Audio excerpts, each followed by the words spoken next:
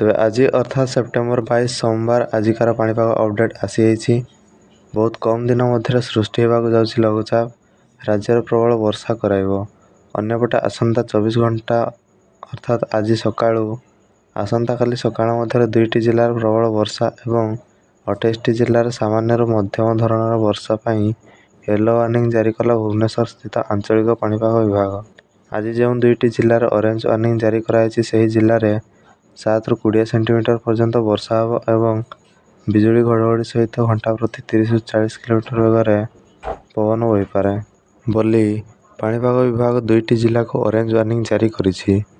ଅନ୍ୟ 28ଟି ଜିଲ୍ଲାରେ ବିଜୁଳି ଘଡ଼ଘଡ଼ି ହେବା ସହିତ ମଧ୍ୟମ ଧରଣର ବର୍ଷା ହୋଇପାରେ ବୋଲି ଏହି 28 ଜିଲ୍ଲାକୁ ୟେଲୋ ୱାର୍ଣ୍ଣିଂ ଜାରି କରାଯାଇଛି।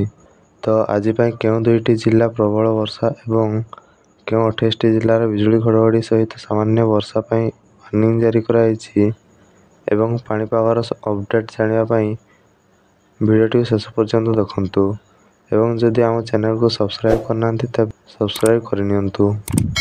ତ ଅରେଞ୍ଜ ୱାର୍ଣ୍ଣିଂ ଜାରି କରାଯାଇଥିବା 2ଟି ଜିଲ୍ଲା ଗୁଡ଼ିକ ହେଉଛି ମୟୂରଭଞ୍ଜ ଏବଂ କେନ୍ଦୁଝର, ଯାହା ପ୍ରବଳରୁ ଅତି ପ୍ରବଳ ବର୍ଷା ସହ ଘଡ଼ଘଡ଼ି ହେବାର ସମ୍ଭାବନା ରହିଅଛି।